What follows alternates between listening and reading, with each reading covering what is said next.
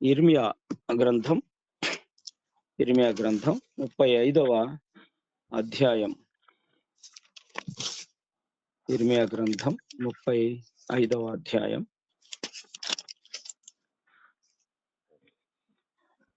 నేను చదువుతాను, అక్కడక్కడ కొన్ని వచనాలు మాత్రమే చూద్దాం.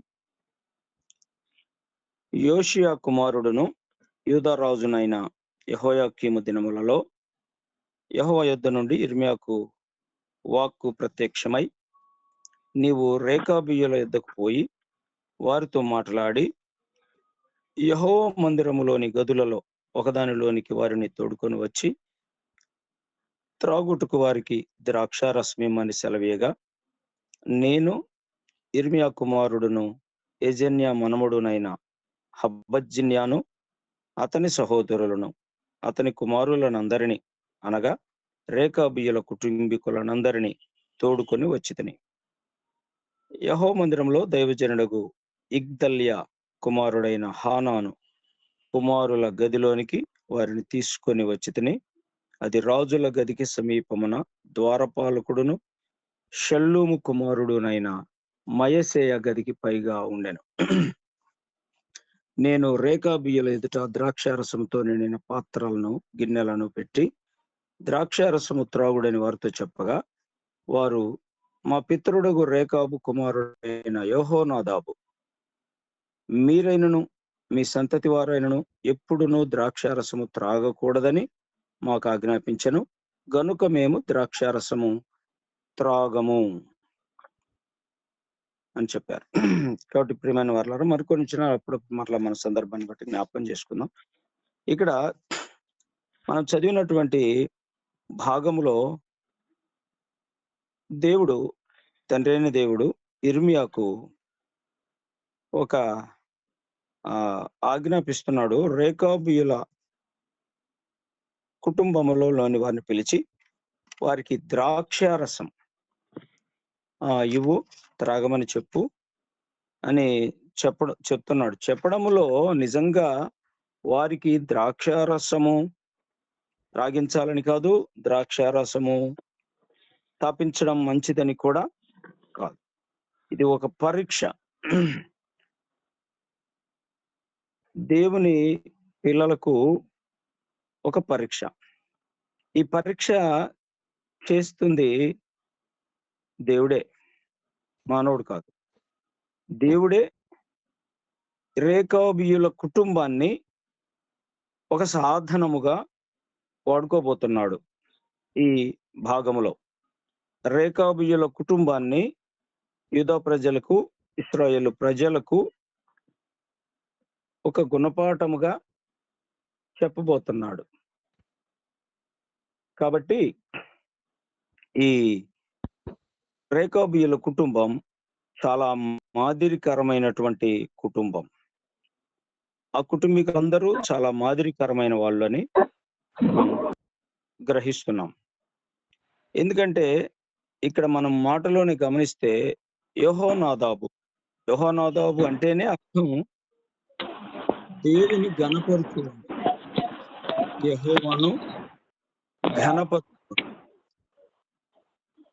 యెహోవాను ఘనపరచువాడు. యెహోనాదాబు అంటే దేవుని ఘనపరచువాడు.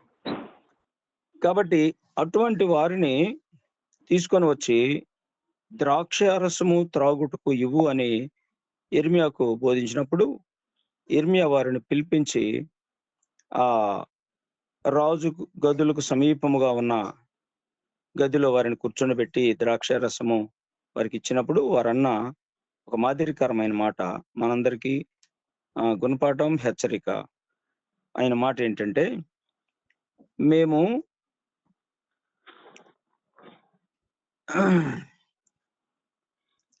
వారు 6వ వచనం, వారు, మా పితరుడగు రేకాబు కుమారుడైన యెహోనాదాబు, మీరైనను మీ సంతతి వారైనను ఎప్పుడునూ ద్రాక్షారసము త్రాగకూడదని మాకు ఆజ్ఞాపించను, గనుక మేము ద్రాక్షారసము త్రాగము.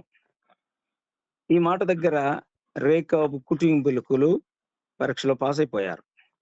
వాస్తవానికి దేవునికి తెలుసు వారు త్రాగరని తెలుసు.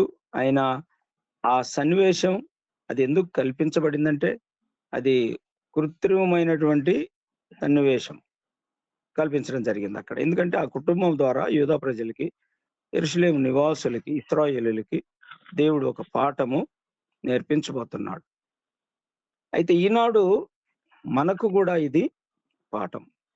ఆనాడు వారు ఇశ్రాయేలీయులుగా, దేవుని పిల్లలుగా, దేవుని ఆజ్ఞను అనుసరించేవారిగా వారన్నారు, మేము ద్రాక్షారసము త్రాగము అని అన్నారు.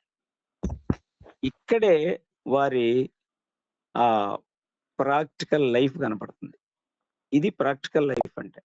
సందర్భం వచ్చినప్పుడు ఏదైనా ఒక బలహీనతలో పడబోయే సమయంలో నీవు నేను ప్రభు కోసం నిలబడాలి. అది ప్రాక్టికల్ క్రిస్టియానిటీ అంటే అదే. మేము త్రాగం. ఎందుకంటే వారి పితరులు వారికి హెచ్చరిక చేసిన హెచ్చరికను కూడా కోట్ చేస్తున్నాడు. యెహోనాదాబు మా తండ్రి మాకు చెప్పాడు, మీరైనా మీ కుమారులైనా మీ సంతతి వారైనా ఎప్పుడు ఎన్నడూ తాగకూడదని ఆజ్ఞాపించాడు. కాబట్టి మేము త్రాగం. దేవుడు కూడా మనకు ఎన్నో ఆజ్ఞలు ఇచ్చాడు. మరి మనం ఎలాగున్నాం? ఒక రకంగా నేను ఈ మాటలను ఒక క్రైస్తవ కుటుంబంలో పుట్టి పెరిగినటువంటి వారముగా ఈ మాటలు మనము గ్రహించగలిగితే మంచిదని నేను అనుకుంటున్నాను. ఈనాడు మనం కూడా మన తండ్రులు విశ్వాసులుగా ఉండి సంఘములో ప్రధానమైన బాధ్యతలు, సేవకులుగానో, పెద్దలుగానో, పరిచారకులుగానో బాధ్యత కలిగినటువంటి వారుగా ఉండి వారు ఈ లోకాన్ని విడిచిన తర్వాత నిజంగా మనం వారి తర్వాత మరి వారి పేరును, లేకపోతే వారు చేసిన పరిచర్య ధర్మాన్ని మన తర్వాత వారికి, లేకపోతే మన సమయంలో మన టైంలో ఉన్న వారికి ఆ విషయాలు మనము చెప్పగలుగుతున్నామా? మా తండ్రి ఇలా చేశాడు, మా నాన్న ఇలా చెప్పాడు, మా నాన్న ఈ సత్యాన్ని నాకు నేర్పాడు, మా నాన్న ద్వారా నేను ఈ క్రమాన్ని నేర్చుకున్నాను, ఈ పరిచర్య నేర్చుకున్నాను అని మనం చెప్పగలిగే స్థితిలో ఇప్పుడు ఉన్నామా? చాలాసార్లు సేవకుల కుటుంబాలు కావచ్చు, పెద్దల కుటుంబాలు కావచ్చు, పరిచారకుల కుటుంబాలు కావచ్చు, తండ్రుల తరువాత వారి ఆ ప్రభు సన్నిధికి వారు పిలువబడిన తర్వాత చాలాసార్లు ఈ మంచి సాక్ష్యాన్ని నిలబెట్టుకోని స్థితిలో చాలా క్రైస్తవ కుటుంబాలు ఉన్నాయి. అనేక విషయాల్లో మనం చూస్తున్నాం. ఒకప్పుడు మంచి పేరుగాంచినటువంటి సేవకుల పరిచర్య వారి కుమారుల నిర్లక్ష్యానికి పాడైపోయిన సందర్భాలు ఉన్నాయి, సంఘాలు ఉన్నాయి. తండ్రులు ఎంతో నిష్ఠతో, త్యాగంతో పనిచేస్తే వారి తర్వాత సంఘాల్లో కనీసం తలుపులు తీయలేని పరిస్థితి వచ్చిన సంఘాలు కూడా చాలా ఉన్నాయి. వారు ఒకప్పుడు మంచి గొప్ప సేవకులు, పెద్ద పెద్ద సభలలో ఎంతో మంచి ఒక పరిచర్య అందించినటువంటి వారే మనం ఎరుగుతాం. అయితే ఈ రాత్రి మనం రేకాబు కుటుంబము ద్వారా మనందరం హెచ్చరించబడుతున్నాం. మా తండ్రి చెప్పాడు ద్రాక్షారసం త్రాగకూడదని. మేమే కాదు, మా సంతతి వారు ఎవరైనా, రాబోయే తరాలు వారు ఎవరైనా మేము ఆ పని చేయకూడదు, అందుకే మేము ఈ పని చెయ్యము, మేము త్రాగము అని గట్టిగా ప్రవక్తతో వారు చెప్పగలిగారు. మనము అలాంటి ప్రాక్టికల్ క్రిస్టియన్ లైఫ్ ని కలిగి ఉన్నామా? చాలాసార్లు తప్పు చేస్తాం. పేరు చెప్పను కానీ ఒక గొప్ప సేవకుడు, మంచి హోదా కలిగాడు, ఆర్థికంగా మంచి స్థితి ఉంది, ఆత్మీయంగా మంచి సభలలో వర్తమానాలు అందించినటువంటి సేవకుడు. ఆయన లెక్చరర్ గా చేశారు, గొప్ప పేరుంది, మంచి నిబద్ధత నిష్ఠతో భక్తితో ఉన్నవాడు. ఆయన చెప్పాడు కుమారులకి, అయ్యా నేను చనిపోతే నాకు సమాధి కట్టించవద్దు అని చెప్పి వెళ్ళిపోయాడు. ఎందుకంటే సమాధి కట్టించటం ఒక రకంగా క్రైస్తవ నిరీక్షణకు అది అడ్డు. ఈ విషయంలో మనం చాలా మంది తప్పు చేస్తున్నాం. ఒకవేళ ఈ మాటలు వినేవారు ఎవరైనా అలా చేస్తుంటే తప్పుగా భావించొద్దు, అలాగ చేస్తే మంచిది. ఎందుకంటే సమాధి కడుతున్నాము స్థిరంగా అంటే మన నిరీక్షణకు అది కొంత అడ్డం తగిలినట్టే చెప్పాలంటే. ఎందుకంటే ప్రభు ఎప్పుడొస్తాడో తెలీదు. ప్రభు వచ్చినప్పుడు మనం ఎత్తబడతాం. ఆ సమాధిలో పెట్టబడినటువంటి మన తండ్రులు, మన తల్లులు, మనవారు కూడా సమాధులు తెరవబడి లేపబడతారు. ప్రభువుని ఎదుర్కొనడానికి వెళ్ళిపోతారు. కాబట్టి దానికోసం మనము ఈనాడు లక్షలు ఖర్చు పెడుతున్నాం. ఈనాడు సమాధి కట్టమంటే ఖచ్చితంగా రూ. 1,00,000 పైనే. కొంత చదువుకొని ఉద్యోగాలు చేసినటువంటి వారి కుటుంబాలు. అంతటితో మానుకోవట్లేదు. ఇంకా టెక్నాలజీ పెరిగింది. సమాధి మీద ఫోటోస్ గూడా వేస్తున్నారు. చాలా చక్కగా కంప్యూటర్ ప్రింటింగ్‌తో వస్తున్నాయి ఇప్పుడు. సమాధి మీద ఫోటో గూడా వేసేస్తా ఉన్నాం. ఒక రకంగా ఇవన్నీ విశ్వాసానికి అడ్డు తగిలేటువంటి సంప్రదాయం. అయితే ఆ సేవకుడు చెప్పాడు, "అయ్యా నా సమాధి కట్టొద్దు. నాకు సమాధి కట్టొద్దు. ఆ మట్టి కుప్ప ఎలా ఉంటదో అలాగే ఉంచండి. ప్రభు ఎప్పుడొస్తాడో తెలీదు. దానికెందుకు అట్లా చేయడం. నిరీక్షణకది వ్యతిరేకము" అని చెప్పారు. ఆయన చనిపోయారు. తర్వాత కుమారులు వచ్చి వారి బంధువును ఒకాయన్ని అడిగాడు. ఆ బంధువు కూడా మంచి భక్తి కలిగినటువంటి ఆయన. "మామ, మరి నాన్నగారికి సమాధి కట్టించాలనుకుంటున్నాం. నీ సలహా ఏంటి?" అని అడిగాడంట. అడిగితే ఆయన అన్నారంట, "మీ నాన్న ఏం చెప్పాడురా?" అన్నాడంట. "మా నాన్న సమాధి కట్టొద్దన్నాడు మామ. మరి మీరేం చెప్తారో అని మిమ్మల్ని అడుగుతున్నానంటే" ఆయన చెప్పాడంట, "అరే మీ నాన్న దగ్గర నేను వాక్యం నేర్చుకున్నాను. ఈ మీ నాన్న ఆ మాట చెప్పినప్పుడు నేనింక అంతకంటే నేను వేరేమన్నా చెప్తానా? కాబట్టి మీ నాన్న ఏం చెప్పాడో అదే చెయ్యండి" అని అన్నారు. కానీ వారు అలాగ చేయకుండా, తండ్రి చెప్పినట్టు కూడా చేయకుండా చాలా విలువైనటువంటి మెటీరియల్‌తో సమాధి కట్టేశారు. ఇక్కడ ఎందుకు వారు అలాగ చేయగలుగుతున్నారంటే, లోకము కొన్నిసార్లు అపార్థం చేసుకుంటదేమో అని అలా బలహీనపడుతున్నారు. అయ్యో! ఆయన ఎంత గొప్ప ఉద్యోగం చేశాడు. రూ. 1,00,000 జీతం, మంచి ఇల్లు, మంచి మందిరం, పేరుగాంచిన వాడు. కుమారులు ఆయనకు ఇలా చెయ్యకపోతే వీళ్ళెంత పిసనారి, లేకపోతే వీళ్ళంత ప్రేమ లేనోళ్ళు, వీళ్ళంత బాధ్యత లేనోళ్ళు అని అనుకుంటారేమో అని మనం సమర్థించుకుంటున్నాం. కానీ లోకం ఏమనుకున్నా ప్రభువు ఏమి చెప్పాడు, ప్రభువు ఎలా బ్రతకమన్నాడు, అలాగే మనం బ్రతుకుతాం. కొన్నాళ్ళకి వాళ్ళు అర్థం చేసుకుంటారు. వాళ్ళకి తెలుస్తుంది ఈ విషయం. ఎందుకు కట్టలేకపోయారు? వారు క్రైస్తవులు. వారు నిరీక్షణ కలిగిన క్రైస్తవులు. అందుకే వారు అలాగా చేయలేదంట అనే ఒక సత్యం బయటకు వస్తుంది. తర్వాతైనా వస్తది. మా అమ్మ చనిపోయారు. మా అమ్మ చనిపోతే ఇప్పటికి 14 సంవత్సరాలు. ఇప్పటికి మట్టి కుప్ప అలాగే ఉంది. మా నాన్నగారికి మరలా సమాధి కట్టాం. అప్పుడు ఈ అనుభవం లేదు. సత్యంలో స్థిరం లేదు. మా వయసు కూడా అప్పుడు చిన్న వయసు. ఆ వయసులో అనుభవం లేదు. సత్యం లేదు. మాకు గట్టిగా చెప్పిన వాళ్ళు కూడా లేరు.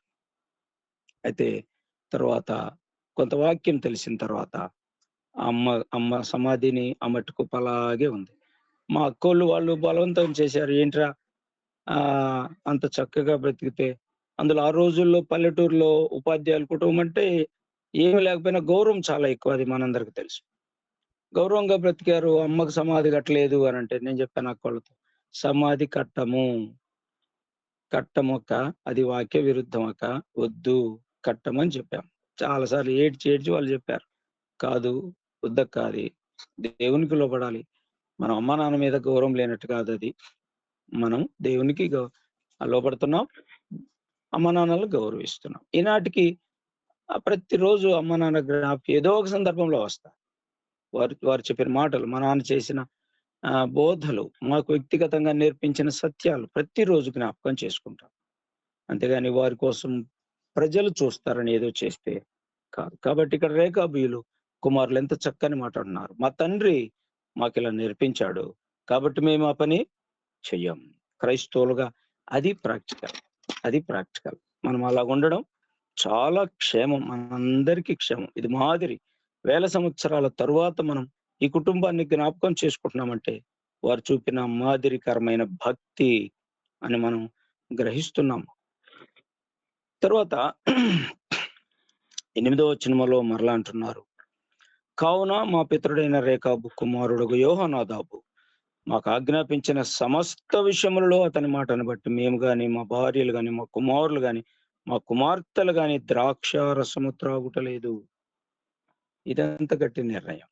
వారి మట్టుకే కాదు, ఇంటి దగ్గర ఉన్న వారిని కూడా ప్రస్తావించి చెప్తున్నారు. మేమే కదా, ఇప్పుడు అక్కడికి వచ్చింది పురుషులే, మరి ఇంటి దగ్గర భార్యలు ఉన్నారు, కుమార్తెలు ఉన్నారు, కుమారులు ఉన్నారు, వాళ్ళని కూడా ప్రస్తావిస్తున్నాడు. మేమే కాదు, మా భార్యలు, మా కుమారులు, మా కుమార్తెలు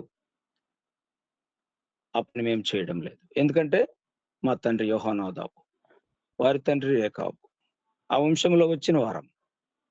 మేము ఆ పని చెయ్యం. మనకిది పాఠం. క్రైస్తవ కుటుంబంలో పుట్టి పెరుగుతున్నాం. మనం ఈ మాటలు వింటున్నాం. మరలా కొందరు తల్లిదండ్రులు భక్తిలో పెంచున్న వారు అయి ఉండొచ్చు. కొందరు మీరే మొదటి తరం క్రైస్తవులు అయి ఉండొచ్చేమో.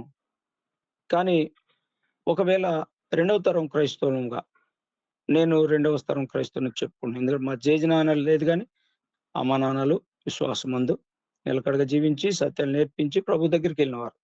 కాబట్టి నేను ఈ విషయాల్లో బలహీనపడితే నాది చాలా నేరం అవుతుంది. ఒకవేళ తల్లిదండ్రులు విశ్వాసులు అయ్యుండి ఆ బ్రాటప్పులో లేకపోయిన వారు ఒకవేళ ఏదైనా బలహీనపడితే శిక్ష కానీ కొంత తీవ్రత అనేది తగ్గుతుంది అనుకుంటున్నాను నేను. ఎందుకంటే మనుషులది కాదు, కానీ దేవుడి మాట క్రమం. తండ్రి ఒకళ్ళు చెప్పిన వాక్యం ఉంది, వాక్యం చెప్తుంది. అయితే తండ్రులు విశ్వాసులు అయ్యుండి కూడా, వాక్యం చదివి ఉండి కూడా, 2 అనుభవాలు కలిగి ఉండి కూడా, వ్యక్తిగతంగా తండ్రుల అనుభవంలో, తండ్రుల పెంపకంలో, విశ్వాస పెంపకంలో పెరిగి, అదే సమయంలో అంతకంటే స్థిరమైన, బలమైన, శక్తి కలిగిన వాక్యాన్ని కూడా వినండి. ఆ బ్రాటప్లో నుంచి వచ్చిన వారు ప్రభు ఆజ్ఞలకు లోపడకపోతే మరెక్కువ శిక్ష ఉందని నా మట్టుకు నేను గ్రహిస్తున్నాను. కాబట్టి భయం కలిగి మనం బ్రతకాలి అనేది ఈ రేకాబు కుటుంబకుల మాటలను బట్టి మనం హెచ్చరించబడుతున్నాం.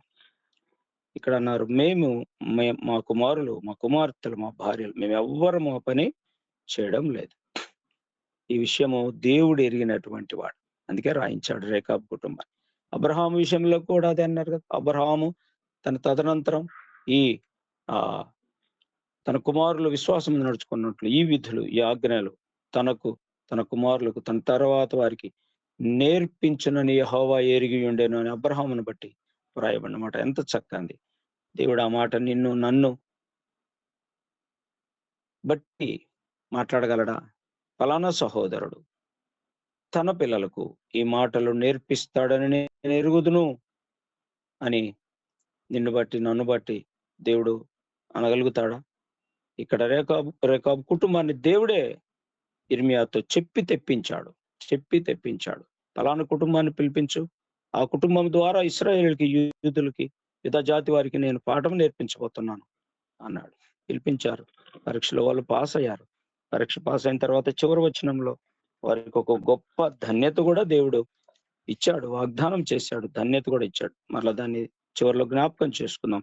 కాబట్టి ఇక్కడ 12వ వచనంలో ఇక అసలు ప్రభు యొక్క చిత్తమేందో మనం చూస్తున్నాం. చూడండి, అంతటా యెహోవాకు ఇర్మియాకు ప్రత్యక్షమై ఇలాగ సెలవిచ్చెను, ఇశ్రాయేలు దేవుడు యెహోవా సెలవిచ్చినదేమనగా, నీవు వెళ్ళి యూదా వారికిని యెరూషలేము నివాసులకును ఈ మాట ప్రకటింపుము.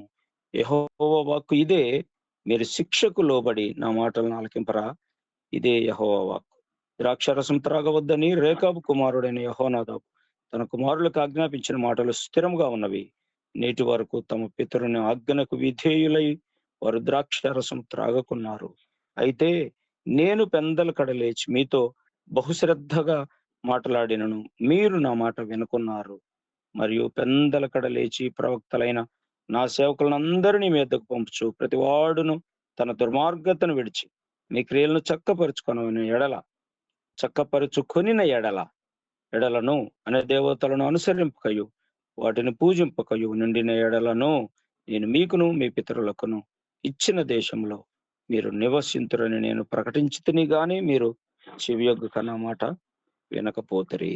కాబట్టి ప్రధాన ఉద్దేశం ఇది. 12వ వచనం నుంచి ఇక చివరి వరకు చెప్పిన అనేక సందర్భంలో రేకాబు కుటుంబాన్ని చూపించడంలో ప్రధాన ఉద్దేశం ఏంటంటే, వారు వారి తండ్రి మాటకు లోబడ్డారు. మరి మీరు నా మాటకు మీరు లోబడట్లేదు. నేను మీతో శ్రద్ధగా ప్రవక్తలను పంపించి, పెందల కాడ పంపించి, అనేక సార్లు పంపించి, అనేక మందిని పంపించి మీకు వాక్యం చెప్పిస్తున్నాను. మీరు లోబడలేదని ఇశ్రాయేలు గురించి దేవుడు వారితో అంటున్నాడు. మనం కూడా ఈనాడు పరిచర్య ఉంది. అనేక మంది భక్తులు ఉన్నారు, సేవకులు ఉన్నారు, పెద్దలు ఉన్నారు, వాక్య అనుభవం కలిగినటువంటి వారు ఉన్నారు. ప్రతి క్రమ కూడికలు ఉన్నవి, విజ్ఞాపన కూడికలు ఉన్నవి, యవనస్తుల కూడికలు ఉన్నవి, సహోదరుల కూడికలు ఉన్నవి, రకరకాల. ఇప్పుడు సమ్మర్ వస్తుంది, గొప్ప గొప్ప సేవకుల ద్వారా సువార్త సభలు ఉన్నవి, బహిరంగ సువార్త కూడికలు, సువార్త దండయాత్రలు ఎన్నో ఉన్నాయి. ప్రభువే మనకి ఇవన్నీ ఏర్పాటు చేశాడు.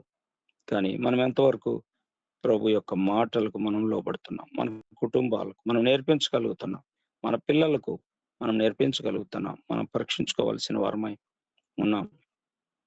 తర్వాత 18వ వచనం ధన్యకరమైనటువంటి వచనం అది. మరియు ఇర్మియా రేకాబీలను చూచి ఇట్లనెను, ఇశ్రాయేలు దేవుడును సైన్యములకు అధిపతియునగు యెహోవా ఇలాగు సెలవిచ్చుచున్నాడు, మీరు మీ తండ్రి అయిన యెహోనాదాబు ఆజ్ఞకు విధేయులై అతని విధులన్నిటినీ గైకొని అతడు మీకు ఆజ్ఞాపించిన సమస్తమును అనుసరించుచున్నారు.